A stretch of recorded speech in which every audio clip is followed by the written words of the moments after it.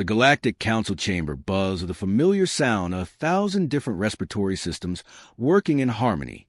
Ambassador Kethvar, the hegemony, adjusted his crystalline exoskeleton and tapped his communication pad with one of his 6 arms. The holographic display before him showed a small blue planet orbiting an unremarkable yellow star in the Outer Rim territories. Earth, he announced to the assembled delegates, his voice carrying the dismissive tone reserved for discussing primitive worlds. Galactic designation Sol 3. We've been monitoring their electromagnetic emissions for 47 standard cycles now. A ripple of chittering laughter emanated from the Zephyrian delegation. Their ambassador, a creature resembling a cross between a mantis and a flower, gestured with delicate appendages. 47 cycles of what exactly? Static and primitive radio waves. Precisely, Kethvar replied, his mandibles clicking in what passed for amusement among his species. No response to our standard first contact protocols.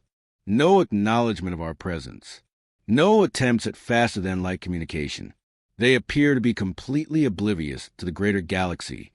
The massive form of Ambassador Thurrock from the Titan Collective shifted in his reinforced chair, causing an entire section of the chamber to creak. His voice rumbled like distant thunder. Perhaps they're simply too primitive to understand what they're receiving. Their technology appears to be barely past the nuclear age.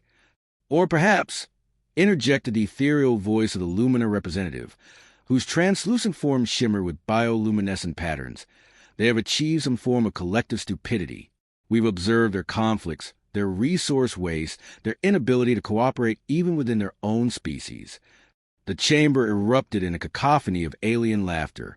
Kethvar raised an arm for silence, though his own amusement was evident in the rapid flickering of his optical sensors.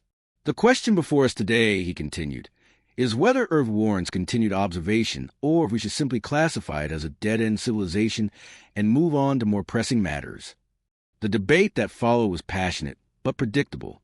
The hegemony, ever practical, argued for resource extraction. The Zephyrians suggested conducting behavioral experiments on the human population. The Titans proposed ignoring Earth entirely, viewing it as beneath their notice. Only the Lumina seemed to advocate for some form of protection, though their reasons were philosophical rather than practical. They're like children. The Lumina representative pulsed, their form brightening with what might have been compassion. Dangerous children with nuclear weapons, but children nonetheless. Perhaps we should guide them. Guide them to what? Kethvar's exoskeleton rattled with derision. They've had 47 cycles to respond to our transmissions. 47 cycles of opportunities to join the galactic community. Instead, they remained silent. Stubbornly, primitively silent. What the Council didn't know, what none of them had bothered to investigate, was that Earth had been listening. Every transmission, every probe, every casual scan had been detected, analyzed, and cataloged by systems far more sophisticated than anything the galaxy had ever seen.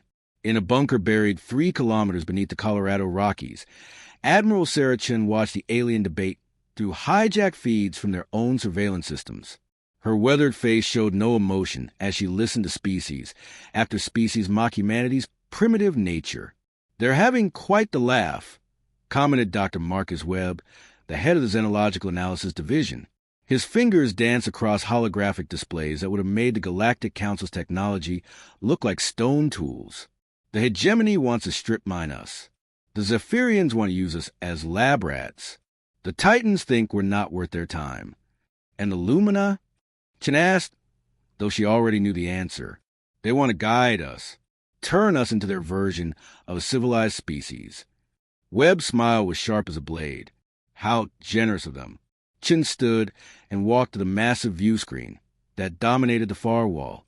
It showed not the familiar blue skies of Earth, but the vast construction bays of Luna Station, where humanity's true achievement waited in the shadows.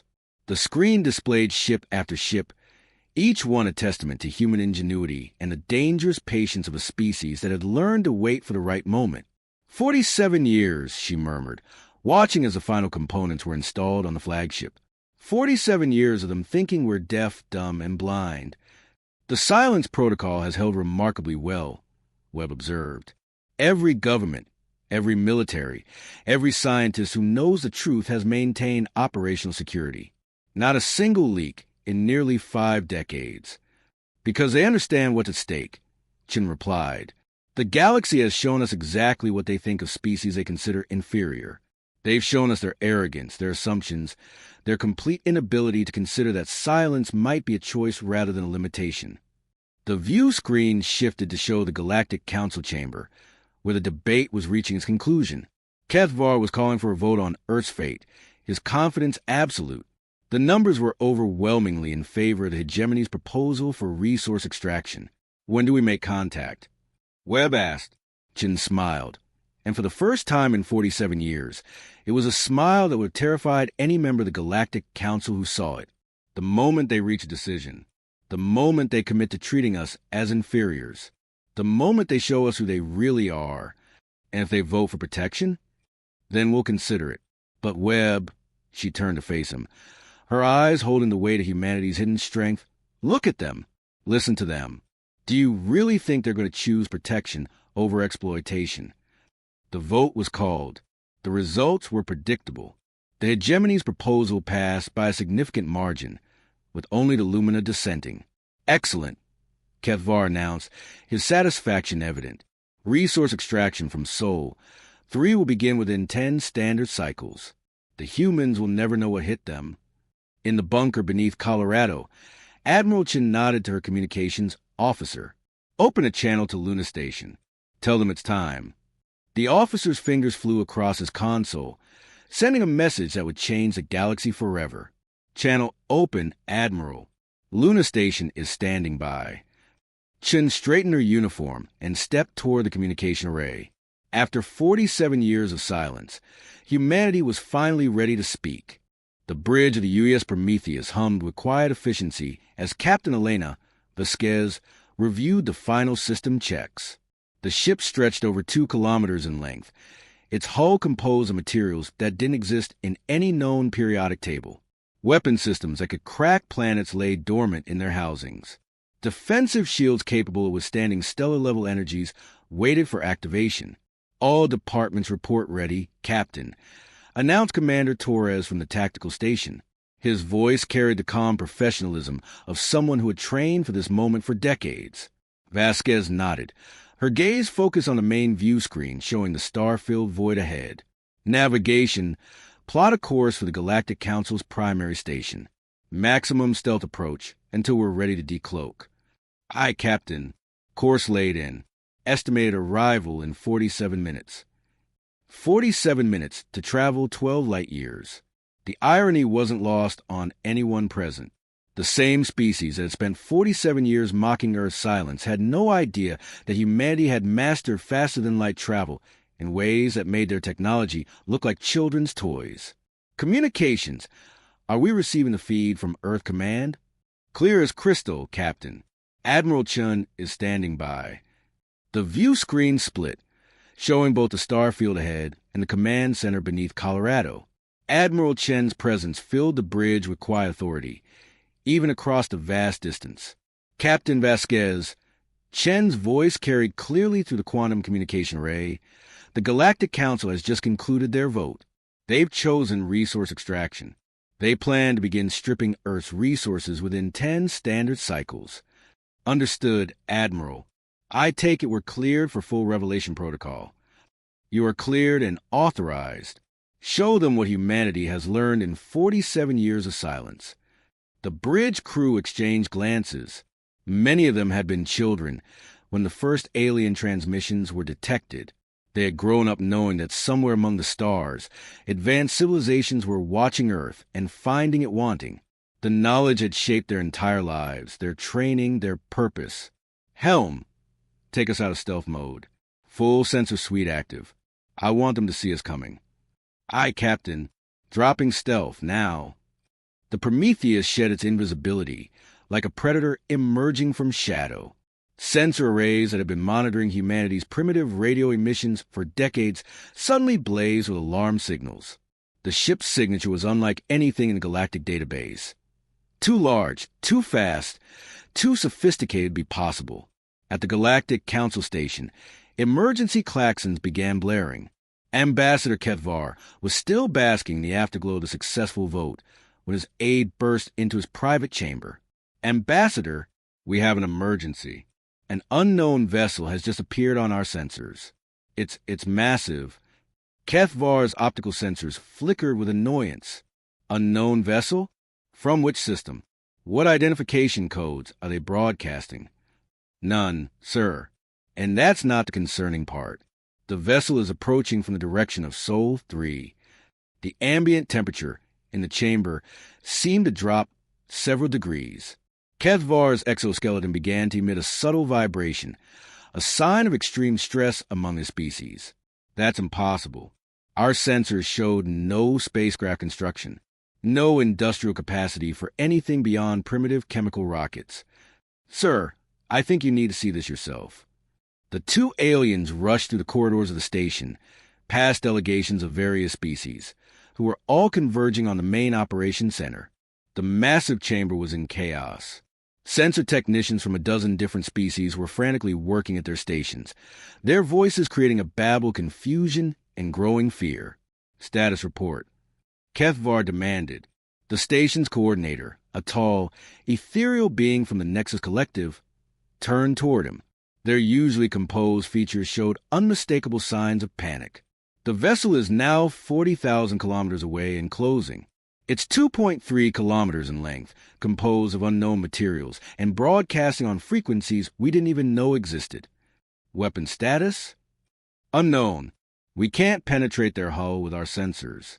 But Ambassador, the coordinator's voice dropped to a whisper. The energy readings we're detecting are beyond anything in our databases. If that's their propulsion system, their weapons capabilities are unimaginable. Ketvar felt his confidence crumbling. What about our defenses? Surely we can... Sir, interrupted one of the sensor technicians, a young Zephyrian whose flower-like head was wilted with fear. They're hailing us. The operations center fell silent, except for the hum of machinery and the varied breathing patterns of dozens of species. All eyes turned to the main communication array. Put them through, Ketvar ordered, trying to inject authority into his voice. The main screen activated, showing not the primitive humans they had expected, but a professional military bridge that radiated competence and barely contained power. Captain Vasquez stood at the center of the frame, her uniform crisp, her expression calm, but undeniably dangerous. Greetings, Galactic Council, she said, her voice carrying clearly through the translation systems. This is Captain Elena Vasquez of the United Earthship Prometheus. We received your transmissions regarding our planet. The silence stretched for several seconds as the implications sank in. Finally, Ketvar found his voice. You've been listening? For 47 years, yes. Every transmission, every probe, every casual conversation about whether we were worth your time. We found your discussions quite educational. Ambassador Thurik's massive form shifted forward. If you possess this technology, why didn't you respond to our first contact attempts? Why maintain the deception? Captain Vasquez's smile was sharp enough to cut through the hull of their station. Because you showed us exactly who you were. A collection of species so arrogant, so convinced of your own superiority, that you never considered the possibility that our silence was intentional. You debated our fate without ever attempting to truly understand us. But we were prepared to offer you guidance. The Lumina representative pulsed, their form flickering with confusion. We advocated for your protection. Protection from what? From whom? From you. Vasquez's voice carried a note of contempt that made several delegates step back from their stations. You debated strip mining our world like it was a routine business decision. You discussed experimenting on our population. You treated us like specimens in a zoo. The Zephyrian ambassador's delicate features twitched with what might have been shame. We assumed you were primitive. Your technology seemed so limited. Our technology was exactly what we wanted you to see. Our real achievements remained hidden while we learned about you. And what we learned, Ambassador, was that the galaxy is ruled by species who view anyone different as either a threat to be eliminated or a resource to be exploited. Ketvar's exoskeleton was now vibrating so rapidly it created an audible hum. What do you want from us? Want? Vasquez laughed, a sound that somehow conveyed both amusement and menace. We want you to understand that Earth is not defenseless. We want you to understand that humanity is not primitive. And most importantly, we want you to understand that there are consequences for judging others based on your own limited perspective. Is that a threat? Thurok rumbled, his massive frame bristling with barely contained aggression. It's a promise, Vasquez replied. You called us primitive. You called us inferior. You planned to strip our world bare, without even attempting meaningful communication. So let me ask you something, Ambassador Thurok. The view screen zoomed in on her face, and for the first time in the conversation, the full weight of human determination was visible in her eyes. When you were planning to invade our primitive world, did you ever consider the possibility that we might have been preparing for you? The Galactic Council station's defensive systems came online with sound like thunder rolling through metal corridors. Energy shields flickered to life around the massive structure, while weapon arrays emerged from hidden compartments. The station's complement of 50 defensive craft began launching from their bays, their sleek forms darting through space to form a protective perimeter. Captain Vasquez watched the display with the calm interest of someone observing a chess opponent's opening move. Tactical analysis of their defensive capabilities? Commander Torres consulted his screens without a trace of concern. Standard energy shields, approximately 47% of our minimum penetration threshold. Their weapons appear to be focused particle beams and kinetic projectiles. The defensive craft are armed with what looks like fusion warheads. 47%, Vasquez mused. How fitting. Commander, raise our shields to minimum power. I want them to see what a real defense system looks like. The space around Prometheus shimmered as protective barriers engaged. The energy signature that registered on the station's sensors caused several technicians to step back from their consoles in disbelief. Sir, whispered the Zephyrian sensor operator, their shields are reading at power levels that should theoretically collapse into a black hole. This is impossible. Ambassador Kethvar's confidence had long since evaporated. Captain Vasquez, surely we can discuss this like civilized beings. There's no need for hostile displays. Civilized beings? Vasquez's voice carried a note of incredulity. You spent 47 years discussing whether to exploit or ignore us. You never once considered simply asking us if we wanted to join your galactic community. You never offered trade, diplomacy, or cultural exchange. You looked at a world you thought was defenseless and immediately began planning its exploitation. We were acting according to established protocols. The Lumina representative pulsed, their form flickering with what might have been desperation. First contact requires careful consideration of... First contact, Vasquez interrupted. You think this is first contact? You've been observing us for 47 years. You've monitored our communications, studied our culture, watched our conflicts. You know more about us than we know about half the species in this chamber.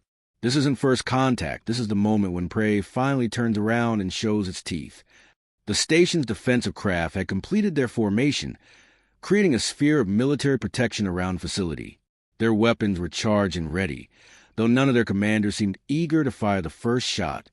Captain, came Admiral Chen's voice through the quantum communication array. We're detecting similar reactions from all major galactic powers. The Hegemony's Third Fleet is mobilizing. The Zephyrian Defense Corps is going to high alert. Even the Titans are activating their military assets. Let them come, Vasquez replied. It's time they understood what they're really dealing with. She turned back to the communication channel with the station. Ambassadors, I want you to understand something. For 47 years, humanity has been preparing for this moment. Every day that you dismissed us as primitive, we were building. Every time you laughed at our limitations, we were learning. Every moment you spent debating our fate, we were becoming something you never imagined possible. What are you saying? Thurok's voice carried a tremor that hadn't been there before. I'm saying that you created us. Your arrogance, your assumptions, your complete inability to consider that silence might be strategic. All of it shaped how we prepared for this day. You taught us that the galaxy is ruled by species who see others as either threats or resources. So we made sure that when you finally noticed us, you would see us as the right kind of threat. The sensors on the station began detecting new contacts. Not ships, something else. Something that made the reading spike beyond comprehension. Multiple contacts appearing throughout the system, reported the Nexus coordinator, their voice tight with fear. They're everywhere. The view screen in the operations center split into multiple feeds. Each one showed a different location in the star system, and each one revealed the same terrifying truth. Humanity hadn't sent one ship. They had sent a fleet. Massive vessels materialized from stealth, their hulls gleaming with alien alloys. Smaller craft swarmed around them like predatory fish. Space-based installations that hadn't been their moments before suddenly appeared on sensors, their weapon arrays already tracking potential targets. 87 ships, whispered the Zephyrian technician, all larger than anything in our database, all armed with weapons we can't even classify. Actually, Vasquez corrected, that's just the ships you can see. Our stealth technology is considerably more advanced than what you've observed so far. The statement hung in the air like a death sentence. If what they could see was only a fraction of humanity's true strength, then the balance of power in the galaxy had shifted so dramatically that 47 years of established order had become meaningless. How is this possible? Keth Var's voice cracked. Our observations showed no industrial capacity for this level of production, no resource extraction on this scale, no technological base capable of. Your observations showed exactly what we wanted you to see, Vasquez interrupted. Did you really think that a species capable of splitting atoms and sending signals across space would be unable to hide construction projects? Did you assume that beings who could manipulate electromagnetic radiation couldn't fool your sensors? The truth was beginning to dawn on the assembled delegates. The primitive radio signals, the apparent lack of space-based industry, the complete absence of faster-than-light technology, all of it had been an elaborate deception. Humanity had been building in the shadows, preparing for the day when their true capabilities would be revealed. The question now, Vasquez continued, is what we do with this information. You've shown us that the galactic community operates on the principle that might makes right. You've demonstrated that species who appear weak are seen as resources to be exploited. You've proven that your version of civilization is built on the subjugation of others. That's not true, the Lumina representative protested. We have laws, ethics, principles that govern. You have laws that govern your own species. Vasquez shot back. What laws protected us when you were debating whether to strip mine our world? What ethics were involved in your discussions about experimenting on our population? What principles guided your decision to treat us as inferiors before you even attempted communication? The chamber fell silent, except for the steady hum of machinery and the various breathing patterns of dozens of terrified species. The reality of their situation was becoming clear. They had created an enemy far more dangerous than any they had ever faced, and they had done it through their own arrogance and assumptions. What happens now? Thurek asked, his massive form somehow seeming smaller than before. Captain Vasquez's expression grew contemplative. Now, Ambassador, you learn what happens when you underestimate a species that has spent millennia perfecting the art of war. You discover what it means to face an enemy that has been preparing for this specific moment for 47 years. You experience what it feels like to be judged by beings who have already decided you're inferior. She paused, letting the implications sink in. You called us primitive. You mocked our silence. You planned to exploit our world without ever considering that we might have something to say about it. The view screen zoomed in on her face one more time, and the assembled delegates saw something in her eyes that made their blood run cold. Not just determination, but the absolute certainty of someone who held all the cards. Well, Galactic Council, she said, her voice carrying the weight of humanity's hidden strength. We're saying something now.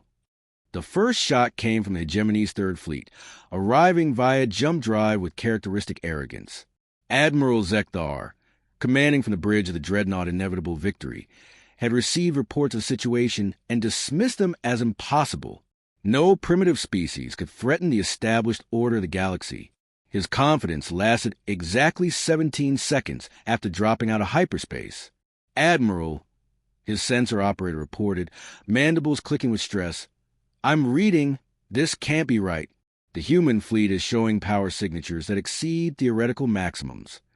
Impossible, Zekdar snapped. Recalibrate your sensors. No species advances from chemical rockets to this level of technology in mere decades. But the sensors were working perfectly. The human fleet hung in space like a collection of dark stars, their hulls absorbing and redirecting energy in ways that made traditional targeting systems useless. When the hegemony dreadnought's weapons fired, the particle beams simply vanished into the enemy's shields without causing any measurable damage. The human response was swift and surgical. The UES Prometheus rotated on its axis, bringing a weapon system to bear that appeared to be nothing more than a slight distortion in the ship's hull. There was no visible beam, no energy discharge, no dramatic display of power. The inevitable victory simply ceased to exist. What happened? Zekdar's voice carried across the fleet communications, his disbelief evident even through the translation systems. "Sir," came the terrified response from the heavy cruiser Dominion. "The flagship is gone. No debris, no energy signature, no trace that it ever existed." Captain Vasquez watched the destruction with the same calm interest she had shown throughout the encounter.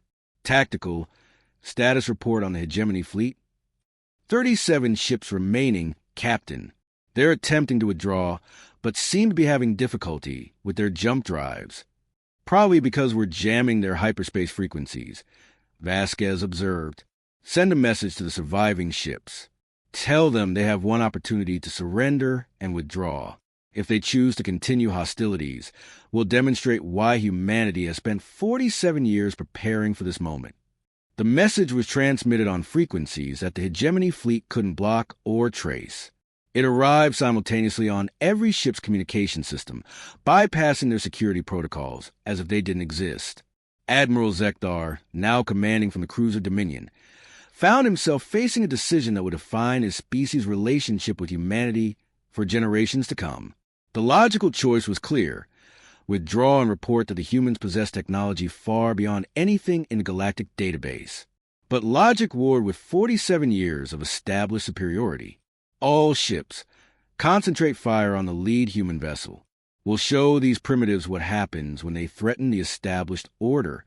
The hegemony fleet opened fire with everything they had: energy beams, kinetic projectiles, and exotic weapons that could shatter planets converge on the Prometheus.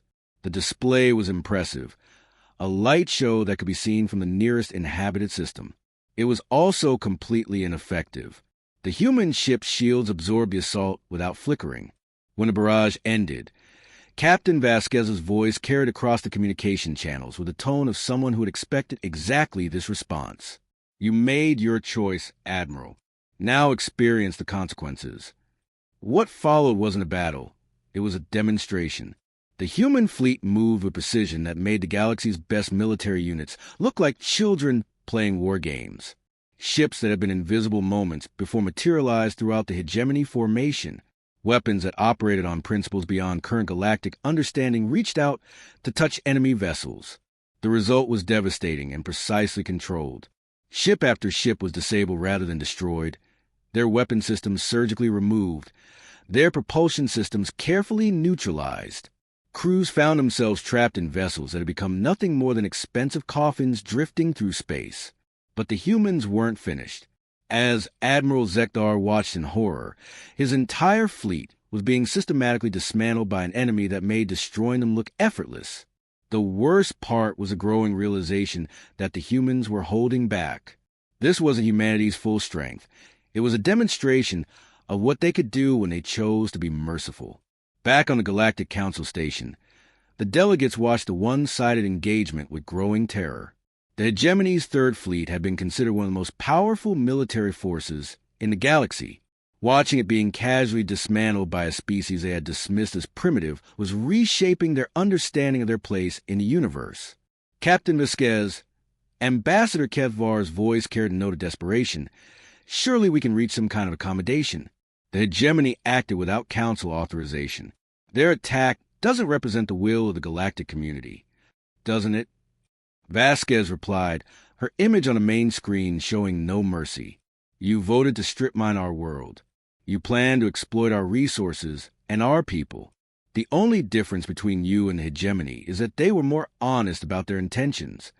The Zephyrian ambassador's delicate features twitched with what might have been shame. We made assumptions. We were wrong. Surely there's a way to resolve this peacefully. Peacefully? Vasquez's laugh was sharp enough to cut through the hull of their station. You had 47 years to approach us peacefully. You had 47 years to offer trade, diplomacy, or cultural exchange. Instead, you watched us like specimens in a zoo and planned our exploitation the moment you thought we were defenseless. What do you want from us? The Lumina representative pulsed, their form flickering with patterns that suggested deep distress. What we want, Vasquez replied, is for you to understand that the galaxy has changed. The species you dismissed as primitive has been preparing for this moment for nearly 5 decades.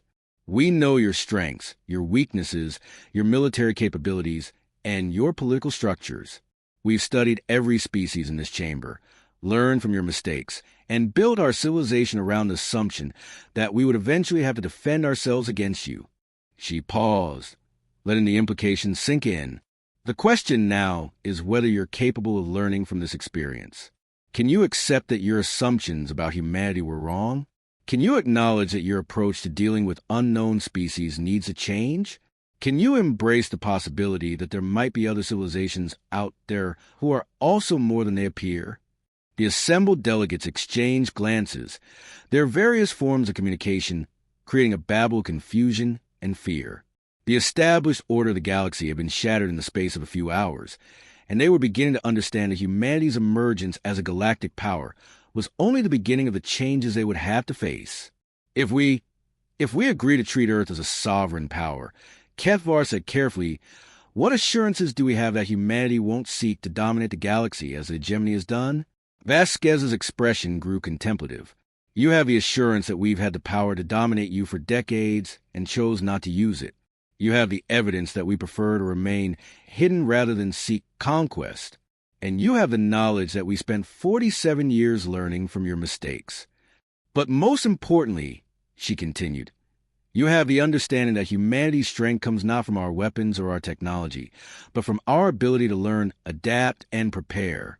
We became powerful because you taught us that the galaxy is a dangerous place where the strong prey on the weak. We developed these capabilities because you showed us that peaceful species are seen as resources to be exploited. The truth of her words hung in the air like a physical presence. The galactic community had created their own greatest challenge through their own arrogance and assumptions. The choice is yours, ambassadors, Vasquez said finally.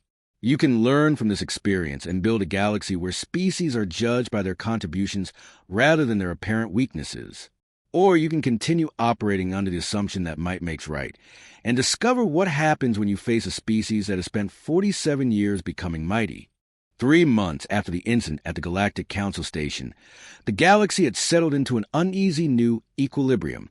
The hegemony's third fleet had been returned to them with their weapons and propulsion systems restored, but the message was clear. Humanity's mercy was not to be mistaken for weakness. Ambassador Sarah Chun, Admiral Chen's daughter and Earth's first official representative to the Galactic Council, stood at the viewport of the newly constructed Earth Embassy Station.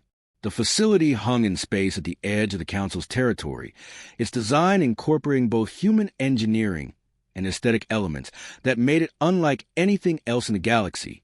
The preliminary trade agreements had been signed, reported her aide, Commander Williams, a young officer whose parents had been part of the original monitoring team. The Zephyrians are particularly interested in our agricultural techniques. The Lumina want to establish cultural exchange programs. Even the Titans are requesting access to our architectural methods. Chen nodded. Her attention focused on the various ships arriving and departing from the station. Representatives from dozens of species were making the journey to Earth's new embassy, each one carrying requests, proposals, and carefully worded apologies for their species' past assumptions. What about the hegemony? Still maintaining their position that they were acting in accordance with established protocols, Williams replied. But their trade envoy is scheduled to arrive next week. Apparently, they're very interested in our defensive technologies. Chen's smile was sharp. I'm sure they are. What they don't understand is that our defensive technologies are the least impressive thing about us. The truth of that statement was becoming clear Throughout the galaxy, humanity's emergence as a galactic power had triggered a renaissance of scientific and technological development as species scrambled to understand how they had so completely misjudged Earth's capabilities. The revelation that humans had been observing galactic civilization for 47 years, learning their weaknesses and preparing for eventual contact, had sent shockwaves through every government and military organization in known space. Intelligence services that had considered themselves sophisticated were discovering that their most classified information had been accessible to human analysts for decades. Ambassador, Williams continued, we've received another request for access to our stealth technology. This time it's from the Nexus Collective. They're offering to share their quantum computing advances in exchange. Denied, Chen replied without hesitation. The technology that kept us hidden for 47 years stays with us. The galaxy has proven that they can't be trusted with the power to remain unseen. The irony wasn't lost on anyone who understood the situation. The same species that had spent decades dismissing humanity as primitive were now desperately seeking access to the technologies that had made that deception possible. They wanted to learn from the very capabilities they had been unable to detect. There's also been another development, Williams said, his voice carrying a note of concern. Our deep space monitoring stations have detected anomalous readings from the Andromeda galaxy. The signals are similar to what we observed from the galactic community 47 years ago. Chen turned from the viewport, her expression growing serious. Another technological civilization? Possibly. Or possibly multiple civilizations. The signal pattern suggests a complex network of interstellar communication, but the technology appears to be significantly more advanced than anything we've encountered in our own galaxy. Have the other galactic powers detected these signals? Not yet. Their sensor networks aren't sensitive enough to pick up transmissions from that distance. But based on the signal strength and complexity, whatever civilization is out there will eventually turn their attention to our galaxy. Chen walked to her desk and activated the secure communication system that connected her directly to Earth Command. Admiral Chen's weathered face appeared on the screen, her expression carrying the weight of new responsibilities. Sarah, I take it you've been briefed on the Andromeda situation? Yes, Admiral. What are your orders? Continue monitoring, but maintain absolute secrecy. If there's another advanced civilization out there, we need to understand their intentions before the rest of the galaxy becomes aware of their existence. You think they might be hostile? Admiral Chen's expression grew grim. I think they might be exactly what we were 47 years ago, a civilization watching and learning while everyone else assumes they're either primitive or non-existent. The difference is that we know what that kind of preparation can lead to. The implications were staggering. If humanity's decades of hidden observation had allowed them to develop technologies that could dominate the known galaxy, what might a civilization from another galaxy have accomplished with potentially millions of years of preparation? There's something else, Admiral Chen continued. The Quantum Analysis Division has been studying the signal patterns. They believe the Andromeda civilization has been observing our galaxy for considerably longer than we observed the galactic community. Possibly centuries. Centuries? Sarah felt a chill run down her spine. That would mean they've been watching the entire development of galactic civilization. They've seen every war, every technological advancement, every political change. Exactly. And if they're anything like us, they've been learning from what they've observed. They've had centuries to identify weaknesses, study military tactics, and develop countermeasures for every weapon system and defensive technology in the galaxy. The conversation was interrupted by an urgent chime from the embassy's communication system. Commander Williams appeared on a secondary screen, his expression tense. Ambassador, we have a situation. The Galactic Council is requesting an emergency session. They're saying it's a matter of galactic security. Sarah exchanged glances with her mother on the main screen. Do we know what this is about? Not yet, but there are reports of unusual sensor readings from multiple species' deep space monitoring stations. It appears that other civilizations are beginning to detect the Andromeda signals. Admiral Chen's expression hardened. So much for secrecy. Sarah, attend the emergency session, but reveal nothing about our prior knowledge of the situation.